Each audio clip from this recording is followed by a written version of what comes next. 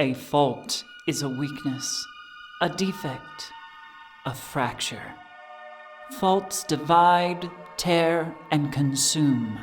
Here in the city of Chester's Chasm, we struggle to maintain that precarious balance over the precipice in the earth, in our lives, and in our hearts. This story is about 4 teenagers with faults of their own. The fault between my faith and freedom. The fault between my family and identity. The fault between my choice and my obligation. The fault between my life and death. As these fractures grow, we stand at the edge and ask, what must we sacrifice to sate the void's endless hunger? Is it possible that the answer lies within all our faults?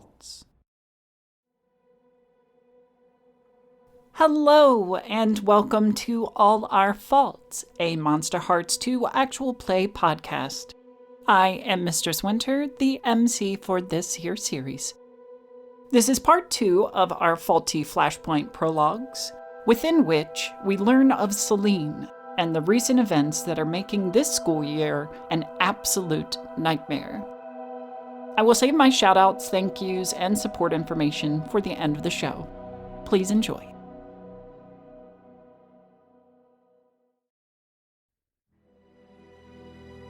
Faulty Flashpoint. The hunt begins.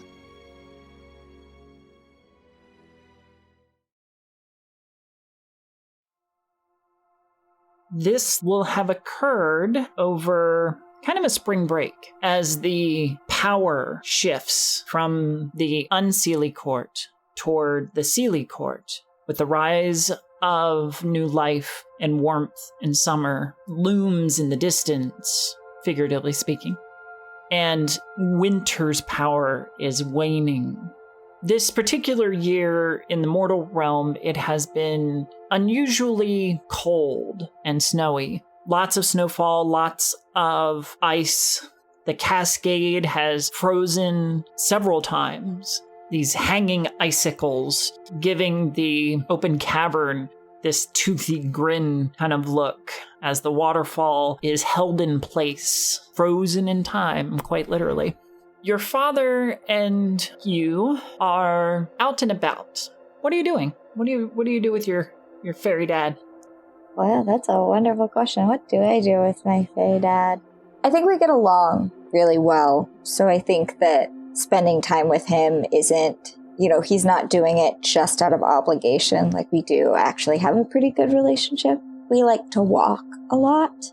Well, when he was at his, whatever the equivalent of his palace would be, take walks in like the gardens or things like that, but also kind of exploring just the nature of the Fae realm, because while I've spent quite a bit of time there, it never really gets old to me. I think this particular time we'd maybe be sitting in a garden type area or a more well-kept forest, and we're just kind of sitting together and talking, and I am sketching some tattoo ideas I have. In particular, some tattoo ideas to finish my fairy star. Your father, Unseelie King Mercury, is standing nearby, gazing out over this frozen garden. Statues carved out of the clearest and most beautiful ice anyone had ever seen.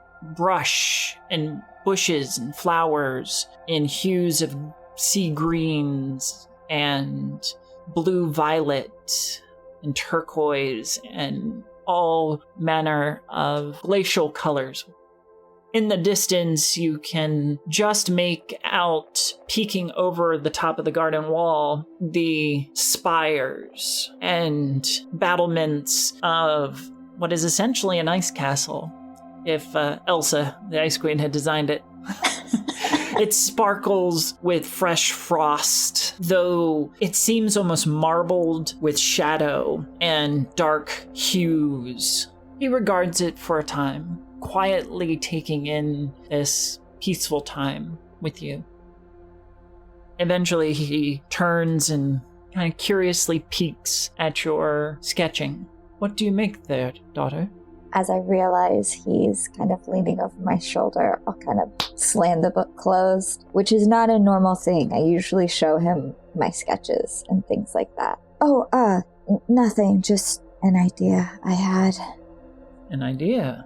And you wish this idea to be private?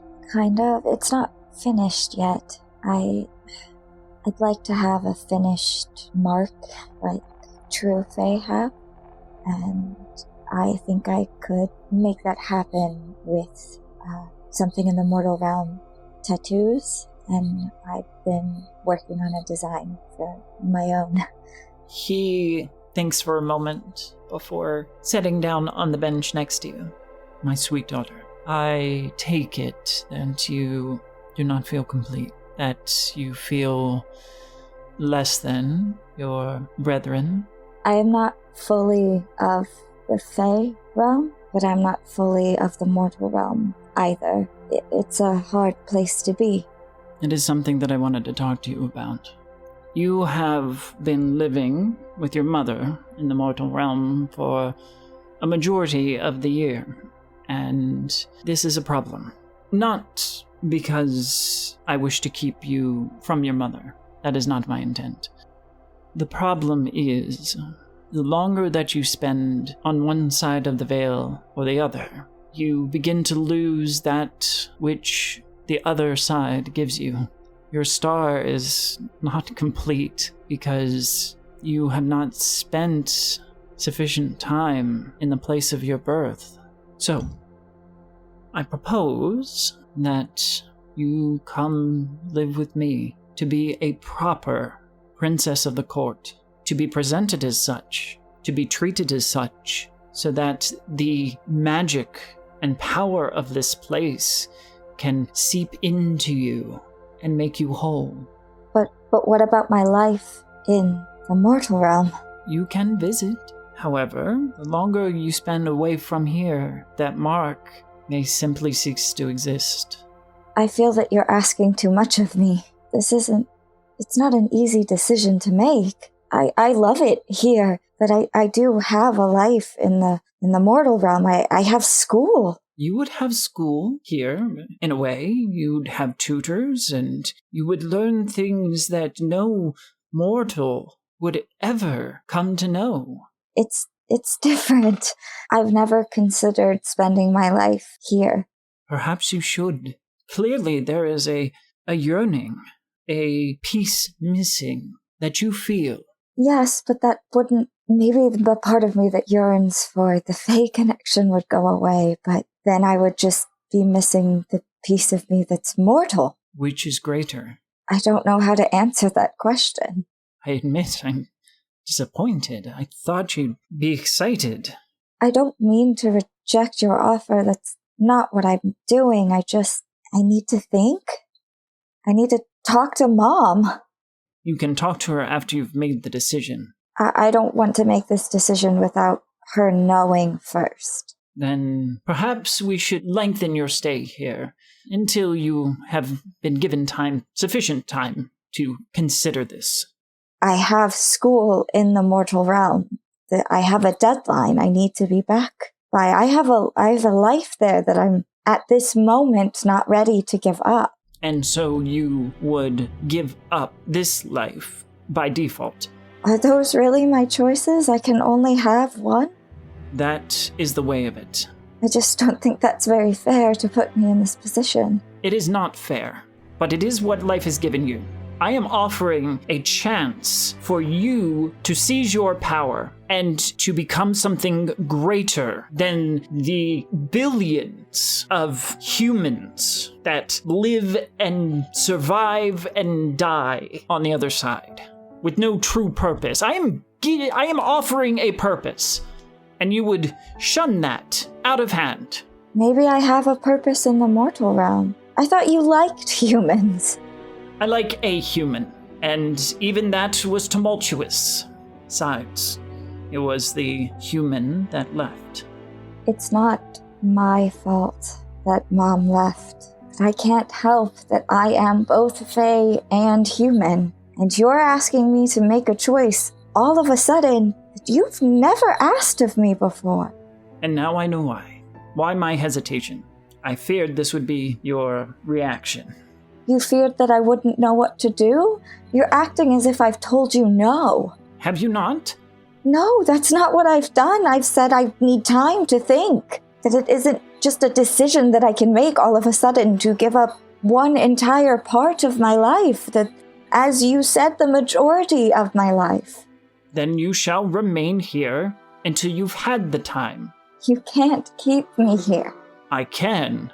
You would really do that to me? Hold me here against my will? If that is what is best for you, yes. Maybe it was a mistake for me to come back at all. Before he can respond in similar anger and dismay, there is the distant blast of a war horn. There, in the distance, above the battlements, that pristine, shimmering facade of the castle in the distance explodes as a large object, probably a boulder, crashes into its face. Mercury spins and stares at the damage, trying to get a sense of what has just happened. There was a responding call of a reverberating, low baritone blast of a horn or a trumpet to signify the conflict's start. And just over the breeze, you can hear the shouts and clashing of weapons, of tooth and claw, of carnage as it erupts around the castle. One of the royal guards rushes in and whispers into the king's ear, and he spins. You must leave. Now. What? Why? I'm not... What's going on? He snatches you up and just takes off, running through the gardens. I'll keep up, but stumbling as I do. As you run, several of the royal guards kind of fall into flanking positions around the king as you race away from the gardens and into the surrounding wood. We are under attack. From who? Who would attack you? Never mind. The true danger is not who is at the castle, but who will be here soon. And he's dragging you along, pulling you through the woods, dodging trees. I will not fight him, trying to get away or anything. I'll do my very best to keep up with him, again, stumbling, but for the most part, keeping up with him, but still trying to figure out what's happening and what this means for him. Give me a runaway. Well, that's volatile, right? Yes, it is. 12.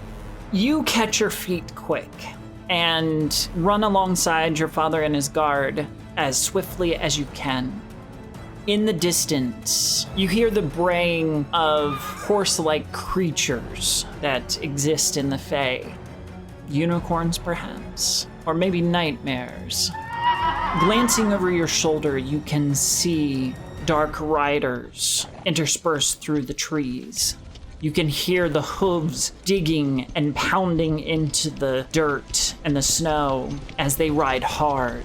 There's a loud howl from a wolf-like creature. Its howl is ethereal and scratches at your psyche, and it is answered in kind by multiple others along the flanks of your group. You are being hunted. Is my father holding me by the arm, or is he did he grab my hand to pull me along? Initially, he kind of pulled you up by your arm, but since you're keeping your own, probably your hand. Once the howling starts, I mean, all of this is unfamiliar for me. I've spent time in the Fae, but something like this has definitely never happened. The war horns, I've never heard them before, things like that. But then, in addition to that, the howling that is so just eerie and there in my mind, I'd just like to rip as tight as I can onto my father's hand and just kind of give him a fearful look, but I will not slow down at all. I will keep pace with him, but it's starting to scare me. The riders begin to close in, gaining ground quickly. There is a thwap as an arrow, jagged and barbed, digs itself into a tree near your head. One or two of the king's guard screech in pain as they are dropped by other projectiles. The lead guard shouts back that they should get the king to safety. No, we must reach the portal. Does that put you in danger? That matters not. And he nearly wrenches you in a sharp direction away from some more of the arrows that fly past. You see the pit ahead. It is marked by this mound of stones and frost-covered moss. He pulls you along to it. You must return. Return to the mortal realm and do not come back. Not until I say it is safe. What will happen to you? I will get to safety. I promise that I will live this day, but you must also. I will kind of glance around and then just kind of latch myself onto him in a hug for a couple seconds before pulling away and bounding towards the portal. Okay, so you rush toward the giant hole in the ground that has been, at least on this side, built up enough that you don't just dive in. You essentially walk this winding staircase that will deposit you in the cavern beneath the cascade. As you mount the stairs down, your father raises his hand in a gesture of adoring goodbye, his features marshaled and collected. Then he's pulled away by his guard. Even as you get halfway down the stairs, you hear that braying and clopping reach the edge of the portal. After the offspring, Cooker here, this is your hunt. And you hear that chilling, screeching howl again. Then quick pad falls on the stairs as this dire wolf, this creature of myth and legend, bounds down the stairs toward you. How close is it to me? It's at the top, whereas you're nearing the bottom, but it's coming quick. Okay, I feel pretty trapped right now, so I'd like to give myself the condition trapped. Which means I get a +1 for lash out physically. So I'm going to do that preemptively in case this thing catches up. Ooh, okay. Because I have a move that I have a move called Cornered Rat. I love that. All right, so you reach the bottom, and as you step through the invisible curtain that separates the Fae realm from the mortal world, your world seems to kind of tilt and flip, and you scramble up onto the cave floor, which is not easy because it is icy. Above you, you can see the icicles and frozen water hanging in sheets, and beyond that, the night sky of the mortal world. Give me a runaway. Let's see if I can do just as well this time. 11? I'm rolling well, and I'm good at this. This is my best stat. You know these caverns well. You've used them to traverse the world so many times. It's become muscle memory almost. This time, you choose a different path. One that is narrower and harder to navigate if you don't know what you're doing. Even as you take off down the tunnel, the beast leaps through the curtain and scrambles up. Its claws and paws the size of men's faces grip into the ice and pull itself up and out. It turns its head, its eyes, this ghostly blue flame, peering from side to side, looking down each tunnel in turn before locking onto you. as you slip into the tunnel. It snarls and leaps after you, but is unable to grab you as you slip around some rocks and shuffle deeper into the narrow path. Yeah, I'm gonna be going as fast as possible, still with like my sketchbook clutched in my hand.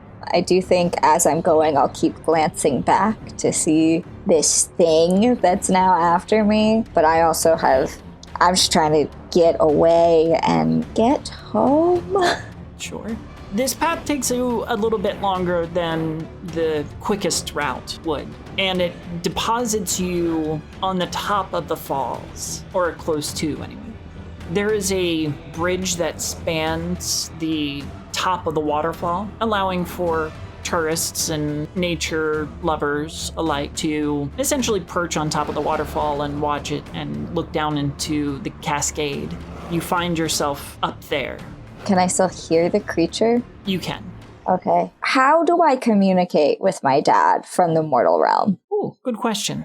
I kind of like the idea that maybe I have like a pendant or something that's kind of imbued with fae magic. Maybe he has like a matching, like a ring or something where he can communicate with me that way. I don't think we can have like super long conversations on it, but we can use it to send quick messages. And he uses it a lot to check up on me usually, just during the normal year. It's like, what? He's not on your family cell phone plan? Yeah, they don't cover the fae realm, unfortunately.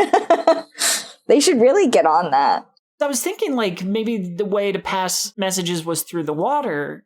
Reflective surfaces like water, ice, or a mirror, yeah. So in that case, I think I probably have a little handheld mirror, and that's, just how it presents itself. But because of magic and stuff and the veil between the worlds, it is a compact mirror in the mortal realm. So that I'm not just carrying around this freaking handheld mirror, because that's not as convenient. And I think it was a gift from my father, and it's very ornate.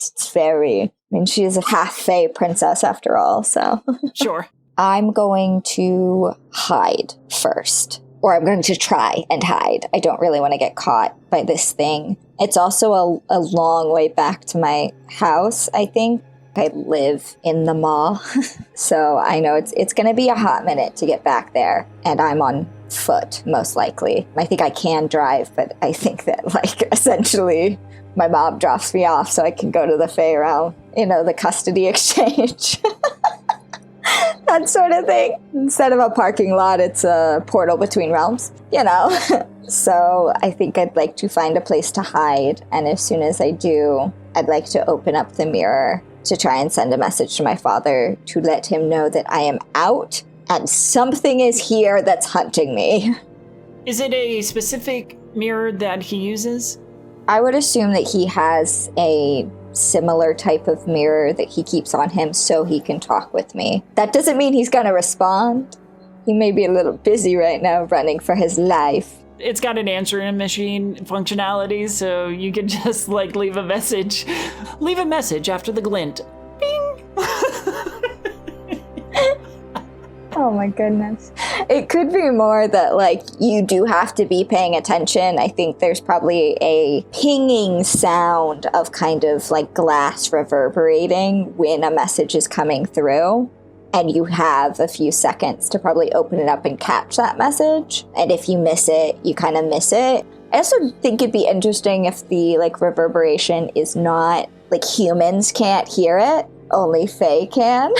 Soon you're gonna tell me these mirrors have airplane mode. Can we go back to the pendant idea? I don't like this anymore.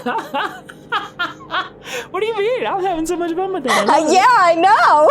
So you pull out this mirror. The mirror swirls, and the images in the mirror look like moving water flowing into itself with these tendrils of shadow. Nothing immediately solidifies. I'll speak into it and say, in the mortal realm, something is hunting me, but I won't do more than that. As you finish your message and fold up the mirror, scratching and clawing sounds begin to emanate up out of the cascade. Braving a look from your hiding place, you see the creature struggling to gain purchase on the frozen river above the cascade as it is pulling itself out of the cavern. Eventually, it rights itself, growing large and imposing, even from your high vantage point. You can see the sweep of its blue, flamed eyes, its nose sniffing the air, trying to catch your scent. It lets out another one of those screeching howls. Sounds like so many nails on ice before it bounds off into the woods. I'm gonna pull out my phone, my mortal phone, and call my mom to come pick me up. Your mother, Jessamine, answers. Darling, are you alright? I had to come back early. Can you come pick me up? I need you to, I'm back and I need a... Well, of course. What did your father get you into? I don't know. You weren't supposed to be back for another couple days. It's not his fault, I think. I seriously doubt that. I'm on my way. Okay, let me know when you get here. I'm kind of hiding right now. Hiding? Hiding from what? I don't know. What do you mean you don't know? Something followed me out of the portal. It's some of the things that were after Dad. I don't really know what's going on. If I could, I would kill that man, putting you in danger. I'm on my way. It's not his fault. Stay safe. I'll be there in 15 minutes. Okay, I'll see you soon. Meet me at the usual place if you can. I'll try. You will make it to one of the parking lots that act as one of the starting points for many of the hiking trails. Your mom is there in her minivan. Come on, baby, get in. I'm definitely looking behind my shoulder constantly as I sprint into the car. I don't know what I usually bring with me to the Fae realm, but I imagine I at least usually have a bag of some sort, if at least just a backpack. I do not have that this time. Literally all I have is the mirror, my phone, and my sketchbook. Where are your things? They're back at the court. You know what, we're gonna have to talk about this when we get back home. And she will peel the minivan out. In your side view mirror, searching the tree line, you can see a pair of flaming blue eyes looming just inside before you speed away from danger. And that's where we'll end that.